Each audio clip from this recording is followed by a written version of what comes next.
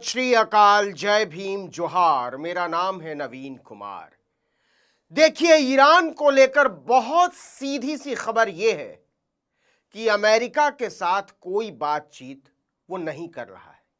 यह सिर्फ एक प्रोपेगेंडा है जो अमेरिका तुर्की और पाकिस्तान के जरिए फैला रहा है। और ईरान तो कह रहा है कि सारी बातचीत डोनाल्ड ट्रंप सपने में कर रहे हैं, जिसका कोई जमीनी आधार नहीं है। और कमाल की बात तो यह है कि जिस पाकिस्तान से मध्यस्थता की खबरें सबसे तेजी से उड़ाई गईं, वहीं के ईरानी राजदूत ने बयान जारी करके कह दिया कि इससे बकवास बात हो नहीं सकती। और तो और पाकिस्तान दावा कर रहा है कि हम ट्रंप और खामनेई के बीच मध्यस्थता कर रहे हैं और ईरान ने पाकिस्तान का जहाज होर्मुज में रोक लिया कि हमसे इजाजत नहीं ली तुमने।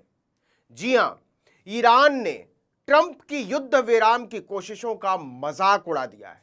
ईरानी सेना के खातम अल अनबिया सेंट्रल हेडक्वार्टर के प्रवक्ता लेफ्टिनेंट कर्नल इब्राहिम जोलफधारी ने सरकारी टीवी पर प्रसारित एक रिकॉर्डेड वीडियो में ट्रंप के युद्ध रोकने के लिए हो रही बातचीत के दावे पर कहा कि अमेरिका दरअसल अपने आप से बातचीत कर रहा है। उन्होंने कहा, आप जिस ताकत की बात करते थे अब वो नाकामी में बदल गई है। आप खुद को दुनिया की महाशक्ति कहते हैं। अब पूरी दुनिया जान चुकी है कि अगर आप इतने ही ताकतवर होते तो अब तक इस हालात से बाहर निकल चुके होते। ईरान ने अमेरिका और डोनाल्ड ट्रंप की खिल्ली उड़ाते हुए कहा कि अपनी हार को समझौते का नाम मत दीजिए।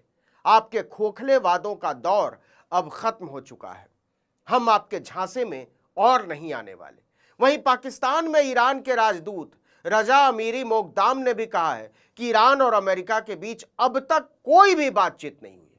उन्होंने कहा, हमने भी मीडिया में ऐसी खबरें सुनी हैं, लेकिन मेरी जानकारी के अनुसार ट्रंप के दावों में कोई सच्चाई नहीं है। हकीकत यह है कि दोनों देशों के बीच अब तक न तो सीधी और न ही परोक्ष बातचीत हुई है। हालांकि मोगदाम ने यह जरूर कहा कि कुछ मित्र देशों ने दोनों पक्षों के साथ बातचीत के लिए संपर्क किया है ताकि युद्ध को खत्म करने की कोशिश की जा सके, लेकिन बातचीत शुरू होने या समझौते की शर्तों का कोई रोड मैप होने के दावों में जरा सी भी सच्चाई नहीं है। बातचीत के दावों में इसलिए भी दम नहीं लगता कि न तो अमेरिका ने हमले रोके हैं, न इजराइल ने और न ही ईरान ने।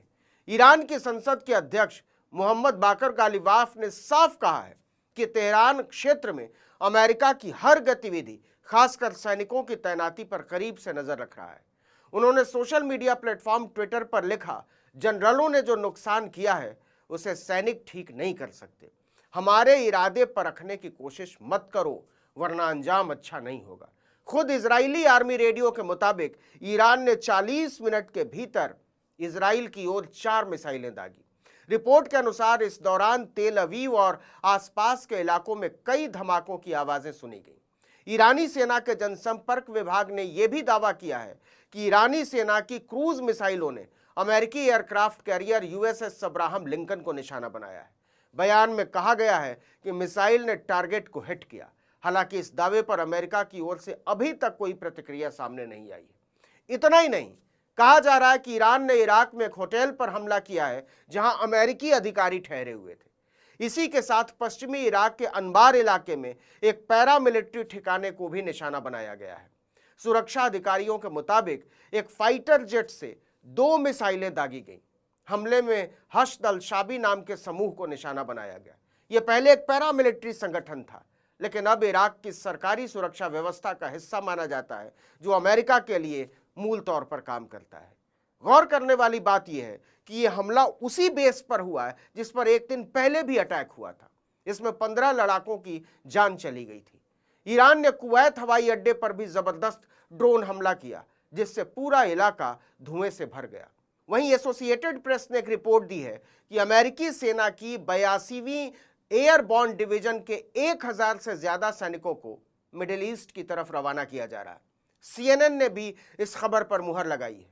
82वीं एयरबॉर्न डिवीजन का बेस नॉर्थ कैरोलिना है। यह अमेरिकी सेना की खास यूनिट है जो मात्र 18 घंटे के भीतर दुनिया के किसी भी हिस्से में तैनात की जा सकती है। इसीलिए इसे इमीडिएट रिस्पॉन्स फोर्स यानी IRF कहा जाता है। इस डिवीजन में लगभग 4-4 हजार सैनिकों की 3 कॉम्बैट टीमें, एक एविएशन ब्रिगेड जिसमें अटैक, ट्रांसपोर्ट और कार्गो हेलीकॉप्टर शामिल हैं, एक आर्टिलरी यूनिट, एक लॉजिस्टिक ब्रिगेड और मुख्यालय बटालियन शामिल है। इसीलिए कहा जा रहा है कि अगर सचमुच में अमेरिका युद्ध रोकने को लेकर गंभीर होता तो 82वीं एयरबॉर्न डिवीजन को रवाना करने की नौबत ही क्यों आती। इसका मतलब तो यह हुआ कि अमेरिका अब और घातक लड़ाई की तैयारी कर रहा है। हकीकत यह है कि पूरी दुनिया में जंग रोकने के अमेरिकी दावों को कोई भी गंभीरता से नहीं ले रहा है। खुद अमेरिका भी नहीं ले रहा है, डोनाल्ड ट्रंप की अपनी सरकार नहीं ले रही है। सबको पता है कि ट्रंप की बातों पर भरोसा नहीं किया जा सकता। इसी वजह से जंग रोकने के प्रस्ताव के पूरे 2 दिन बाद स्पेन के प्रधानमंत्री पेड्रो सांचेज ने कहा कि यह जंग 2003 के इराक युद्ध से भी ज्यादा खतरनाक होने जा रही है।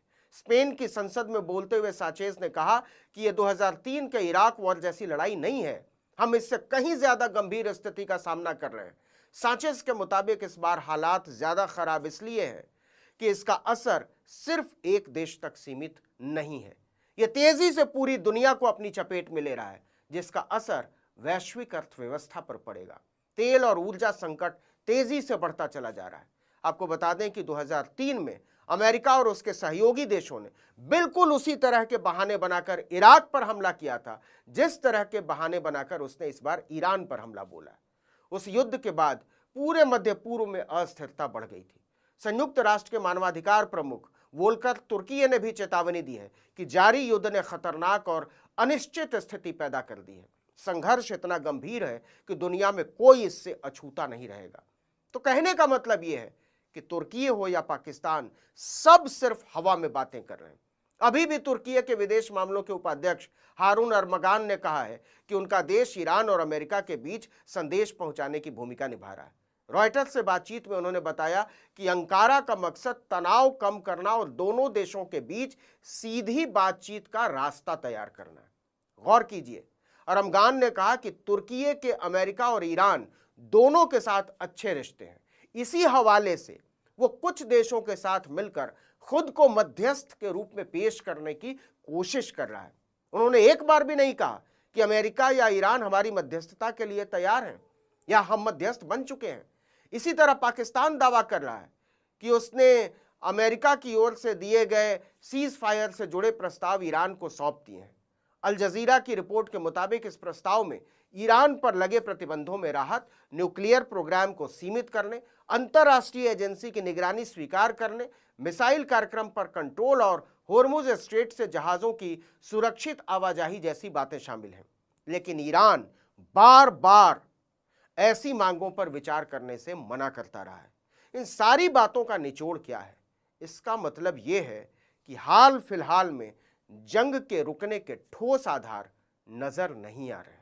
इस वीडियो में इतना ही, लेकिन अगर आपने आर्टिकल 19 इंडिया को अब तक सब्सक्राइब नहीं किया है तो फौरन कर लीजिए, बेल आइकॉन दबाइए, घंटी जैसी आकृति, लाइक कीजिए और कमेंट करके बताइए हमारा वीडियो आपको कैसा लगा। हमारा ट्विटर हैंडल है